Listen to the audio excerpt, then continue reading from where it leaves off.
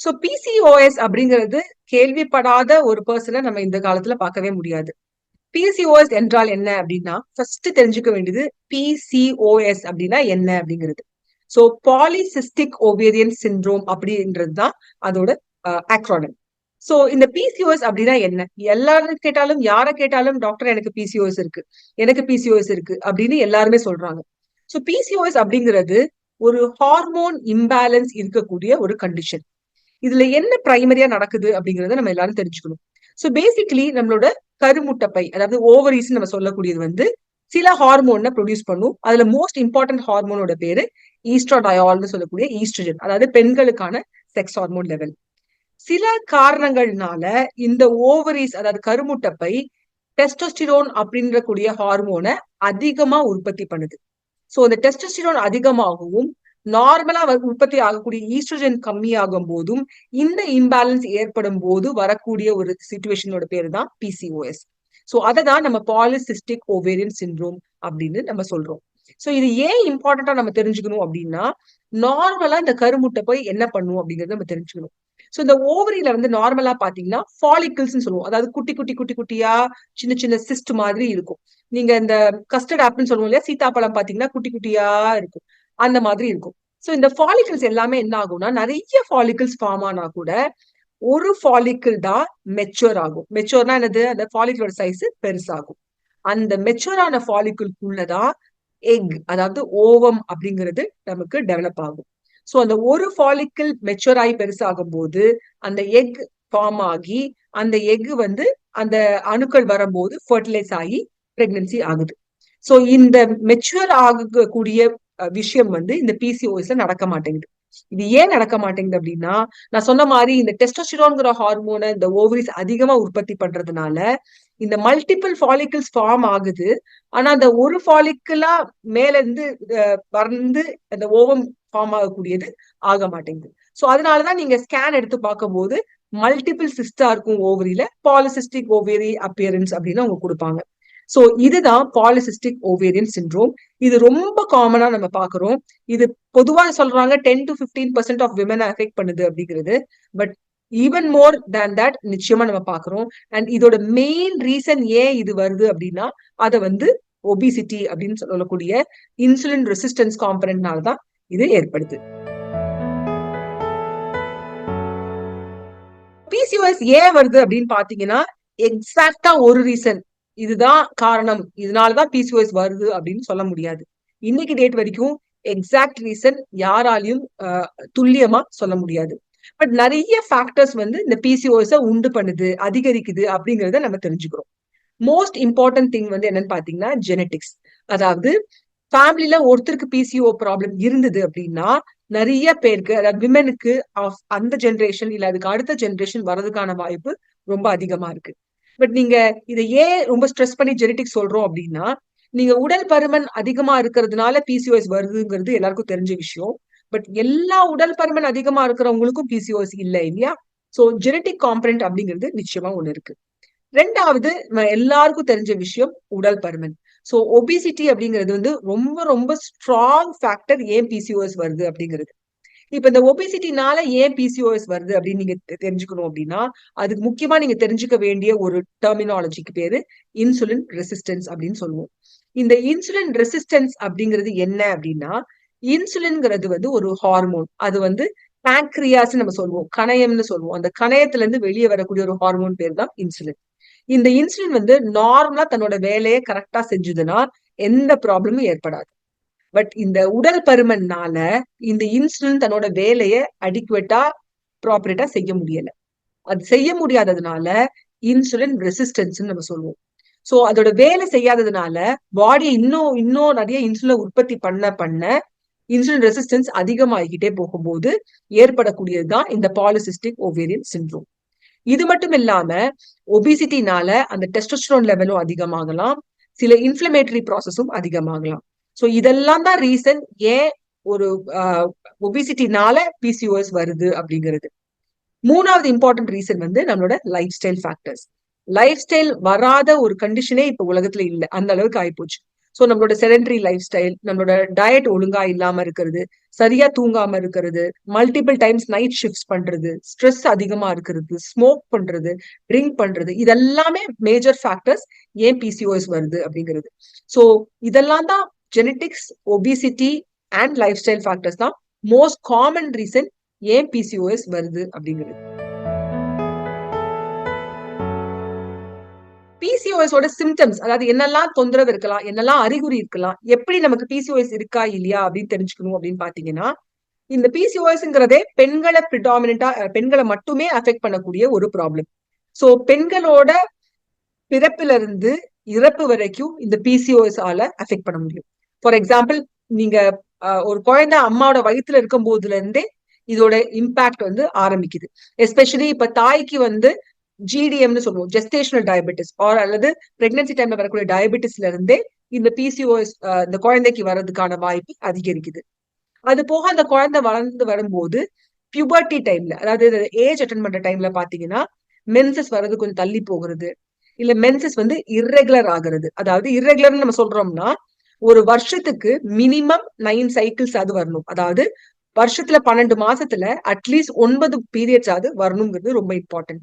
9 periods கூட வரல ஒரு வருஷத்துல அப்படின்னா அதை நம்ம இர்ரெகுலர் பீரியட்ஸ் அல்லது ஆலிகோமெனோரியா அப்படின்னு நம்ம சொல்லுவோம்.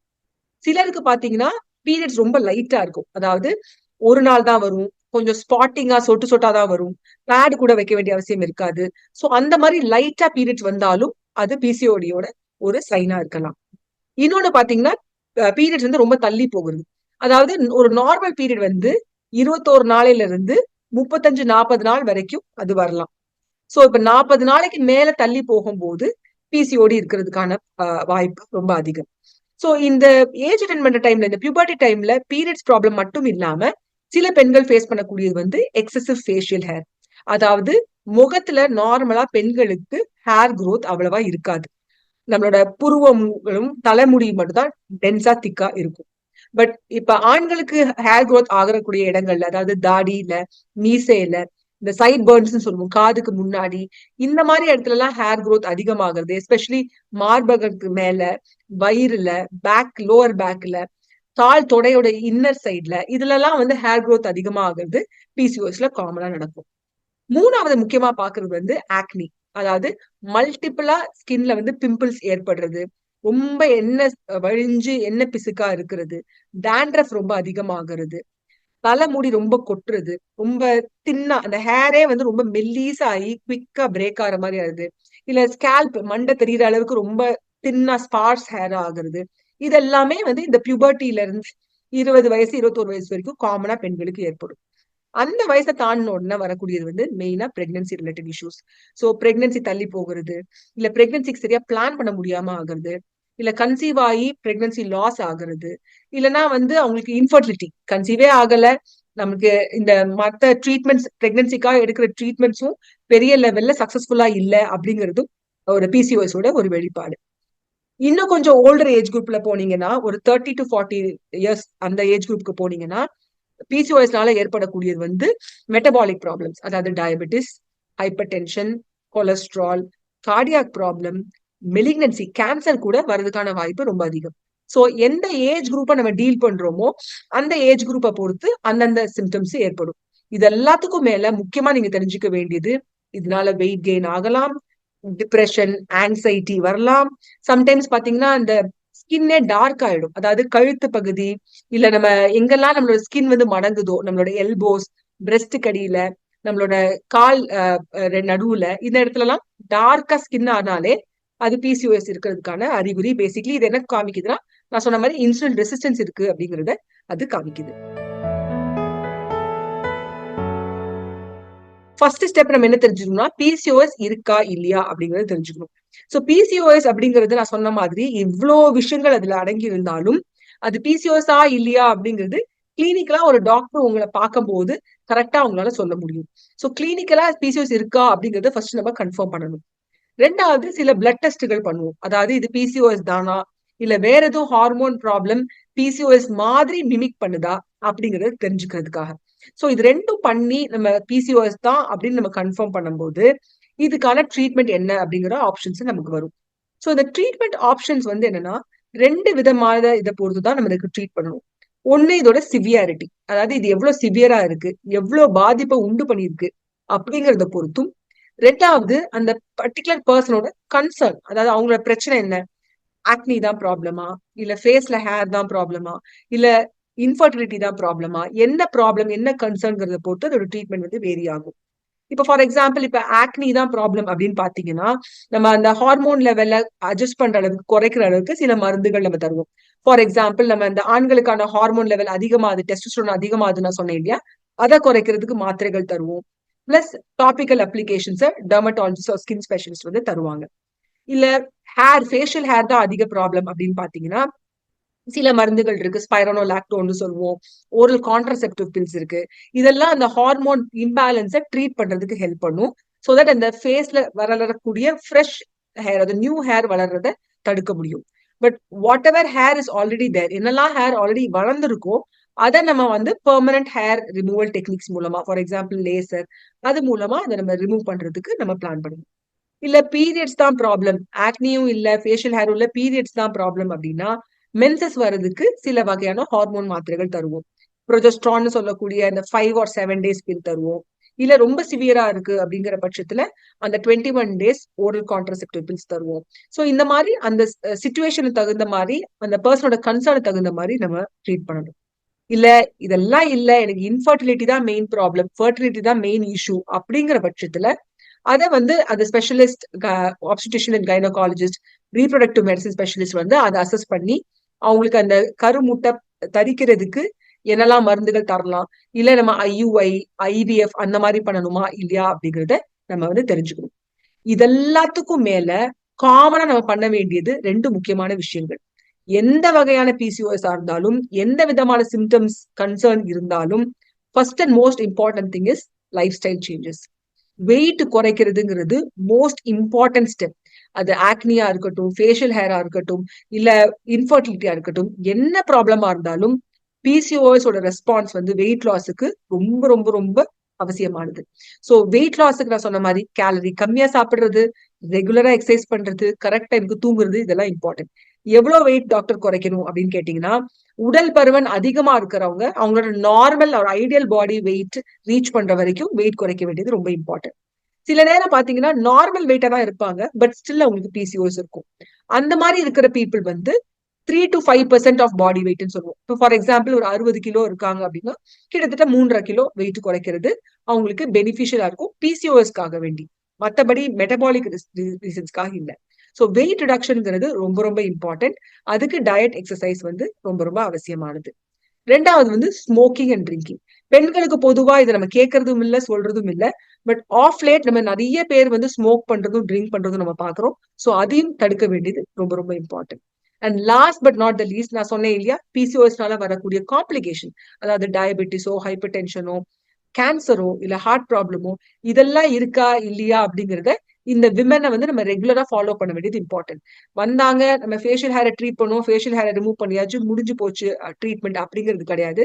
They all need a long term follow up. So ஓவராலா பிசிஓஎஸ் மேனேஜ்மெண்ட்ங்கிறது அந்த கன்சர்னோட மேனேஜ்மெண்ட் மட்டும் இல்ல, ஆல் டுகெதர் ஹோலிஸ்டிக்கா அந்த பர்சனை, அந்த விமனை ட்ரீட் பண்ண வேண்டியது ரொம்ப ரொம்ப இம்பார்ட்டன்ட். பிசிஓஎஸ் மாதிரி உள்ள விஷயங்கள் வந்து நான் சொன்னேன், ஹார்மோனல் இம்பேலன்ஸ் ஏற்படுது, அதனால வரக்கூடிய ஒரு கண்டிஷன் தான் பிசிஓஎஸ் அப்படிங்கிறது. சோ ஹார்மோன் எப்படி பேலன்ஸ் பண்றது அப்படின்னு கேட்டீங்கன்னா, இந்த ஹார்மோனை பேலன்ஸ் பண்றதுக்கு மோஸ்ட் இஃபெக்டிவ் ட்ரீட்மெண்ட் என்னன்னா வெயிட் ரிடக்ஷன். சோ என்னடா திருப்பி திருப்பி வெயிட் ரிடக்ஷனே சொல்றாங்க அப்படின்னு உங்களுக்கு தோணலாம். பட் வெயிட் ரிடக்ஷன் அளவுக்கு எந்த மருந்து, மாத்திரையோ, வைத்தியமோ பிசிஓஎஸ்க்கு அவ்வளவு தூரம் இஃபெக்டிவா இருந்தது இல்லைங்கிறது சயின்டிபிக்காவே நமக்கு ஸ்ட்ராங் எவிடன்ஸ் இருக்கு. சோ நான் சொன்ன மாதிரி திருப்பி நியூட்ரிஷியஸ் பேலன்ஸ் டயட் சாப்பிடுறது, அதாவது அதிக புரோட்டீன், அதிக ஃபைபர், இது வந்து ரொம்ப ரொம்ப இம்பார்ட்டன்ட். பேசிக்கலி என்னன்னா, இது வந்து நமக்கு சத்தான ஆகாரம் கொடுக்கறதோடு மட்டும் இல்லாம சட்டைட்டி, அதாவது கொஞ்சம் சாப்பிடும் போதே வயிறு ஃபுல்லா இருக்கிறது ரொம்ப ரொம்ப இம்பார்ட்டன்ட். நம்ம மசில லூஸ் பண்ணாம ஃபேட்டை மட்டும் லூஸ் பண்றதுக்கும் இது ஹெல்ப் பண்ணுது. 2வது ரெகுலர் எக்ஸசைஸ். இந்த எக்ஸசைஸ் வந்து நீங்க 2 விதமா பார்க்கலாம். சிம்பிள் வாக்கிங்கா இருக்கலாம், இல்ல vigorous exercise, Zumba dance, whatever it is. Some calorie burn எது உங்களுக்கு இஷ்டமா இருக்கும். சிலருக்கு ஒரு ஸ்போர்ட்ஸ் போய் விளையாட பிடிக்கும், சிலருக்கு ஜிம்முக்கு போறது பிடிக்கும், சிலருக்கு ஸ்விம்மிங் போக பிடிக்கும். ஸோ எந்த ஆக்டிவிட்டி அவங்களுக்கு பண்ண இஷ்டமா இருக்கோ, கேலரி பர்ன் பண்ண ஹெல்ப் பண்ணுதோ அதை பண்றது ரொம்ப ரொம்ப இம்பார்ட்டன்ட். இது ஏன் இந்த டயட் அண்ட் எக்ஸசைஸ் இவ்வளவு சொல்றோம் அப்படின்னு சொன்னா, ஒண்ணு வெயிட் குறையிறது, இன்னொன்னு வெயிட் குறையாட்டா கூட நம்ம இன்சுலின் ரெசிஸ்டன்ஸ்னால தான் இந்த பிசிஓஎஸ் வருதுன்னு நான் சொன்னேன் இல்லையா. சோ அந்த இன்சுலின் ரெசிஸ்டன்ஸை குறைக்கிறதுக்கு இந்த டயட் அண்ட் எக்ஸசைஸ் வந்து ரொம்ப ரொம்ப யூஸ்ஃபுல்லா இருக்கு. சோ இது ரெண்டும் மோஸ்ட் இம்பார்ட்டன்ட் ஆஸ்பெக்ட்ஸ் நம்மளோட ஹார்மோனல் இம்பேலன்ஸை நம்ம வந்து செட்ரேட் பண்றதுக்கு. இதெல்லாம் போக நம்ம பாடி வெயிட்டை மெயின்டைன் பண்ண வேண்டியது ரொம்ப இம்பார்ட்டன்ட். ஏன்னா ஒன்ஸ் நம்ம வெயிட் குறைச்சதுக்கு அப்புறம் பீரியட்ஸ் எல்லாம் ரெகுலர் ஆயிடும், ஹேர் க்ரோத் கம்மியாயிடும், அதுக்கப்புறம் எல்லாரும் அதை மறந்து போயிடுவோம். சோ அது இல்லாம ஏன்னா வெயிட்ங்கிறது வந்து இட்ஸ் டைனமிக் திங். எப்ப ஃபேட் குறைஞ்சாலும் ஃபேட் திருப்பி வர்றதுக்கான வாய்ப்பு ரொம்ப ரொம்ப அதிகம். சோ அந்த கண்டினியூங் த லைஃப் ஸ்டைல் சேஞ்சஸ்ங்கிறது ரொம்ப ரொம்ப இம்பார்ட்டன்ட். ஸோ நம்ம வெயிட்டை மெயின்டைன் பண்றதுங்கிறது ரொம்ப இம்பார்ட்டன்ட். நம்மளோட இன்சுலின் ரெசிஸ்டன்ஸை குறைக்கிறதுக்கும் இந்த பிசிஓஎஸ் ப்ராப்ளம் திருப்பி தலை தூக்காம அதை கண்ட்ரோல்ல வச்சுக்கிறதுக்கும் ரொம்ப ரொம்ப இம்பார்ட்டன்ட். பிசிஓஎஸ் அப்படிங்கிறது வந்து நான் சொன்னேன், அது வந்து ஜெனட்டிக் கான்ட்ரிபியூஷனும் இருக்கு, பட் லைஃப் ஸ்டைல் இஷ்யூவும் இருக்கு அப்படிங்கிறது. ஜெனட்டிக் காம்பனன்ட்ங்கிறது நம்மளால மாத்தவே முடியாது. அது எந்த கண்டிஷனா இருந்தாலும், அது டயபெட்டிஸா இருக்கோ, ஹைப்பர் டென்ஷனால இருக்கோ, இல்ல கார்டியாக் இஷ்யூவா இருக்கோ, அந்த genetic component genetic contribution for அந்த டிசீஸை வந்து நம்மளால சேஞ்ச் பண்ண முடியாது. ஆப்வியஸ்லி நம்ம ஜீனை மாத்த முடியாது, நம்ம அப்பா அம்மாவை மாத்த முடியாது, நம்ம ஏஜை மாத்த முடியாது, நம்மளோட ஜெண்டரை மாத்த முடியாது. இது எதுவுமே மாத்த முடியாது. இதெல்லாம் வந்து நான் மாடிஃபையபிள் ரிஸ்க் ஃபேக்டர்ஸ் அப்படின்னு நம்ம சொல்றது. But there are certain modifiable risk factors. அதுல முக்கியமான ஒண்ணு வந்து வெயிட், அண்ட் இன்னொரு முக்கியமான இது வந்து நம்மளோட லைஃப் ஸ்டைல். சோ இது ரெண்டும் மாத்துறது மூலமா பிசிஓஎஸ் நிச்சயமா நம்ம வந்து தடுக்கவும் முடியும், கண்ட்ரோல் பண்ணவும் முடியும், அதை திருப்பி வராம நம்ம வந்து ப்ரிவென்ட் பண்றதுக்கும் அது முடியும். சோ அதனாலதான் இவ்வளவு தூரம் நம்ம ஸ்ட்ரெஸ் பண்றோம் அந்த லைஃப் ஸ்டைல் சேஞ்சஸ்க்காக. ஏன்னா இது வந்து இட்ஸ் அ ஆன்கோயிங் ப்ராசஸ். இது வந்து நான் சொன்ன மாதிரி ஒரு ஃபீவர் வந்தது, மாத்திரை சாப்பிட்டோம், சரியா போச்சு, இனிமே மாத்திரை தேவை இல்லைங்கிற மாதிரி உள்ளது கிடையாது. அண்ட் பிசிஓஎஸ்க்கு இந்த மாத்திரையை போட்டா சர்வலோக நிவாரணி மாதிரி பிசிஓஎஸ் கம்ப்ளீட்டா ட்ரீட் ஆயிருங்கிறது கிடையாது. So life style changes and வாழ்க்கை முறை மாற்றம் தான் பிசிஓஎஸ்க்கு இருக்கக்கூடிய ஒரே எஃபெக்டிவ் மெடிகேஷன். சோ அது செய்யாம நம்ம இந்த மாத்திரை சாப்பிட்றேன், அந்த மாத்திரை சாப்பிட்றேன், இந்த ட்ரீட்மெண்ட் எடுக்கிறேன், இந்த கிரீம் போடுறேன், நான் இத்தனை தடவை லேசர் பண்ணேன் அப்படின்னா it's not going to really help. அது டைம் பீங் ரிலீஃப் கொடுக்கலாம், பட் லாங் டர்ம் எஃபெக்ட்ஸ் அதனால இருக்காது. ஸோ பிசிஓஎஸ் பொறுத்த வரைக்கும் it's a life style disease. அதனால அது லைஃப் ஸ்டைல் சேஞ்சஸ் பண்ணா மட்டும்தான் அதோட ரெஸ்பான்ஸ் வந்து நல்லா இருக்கும்.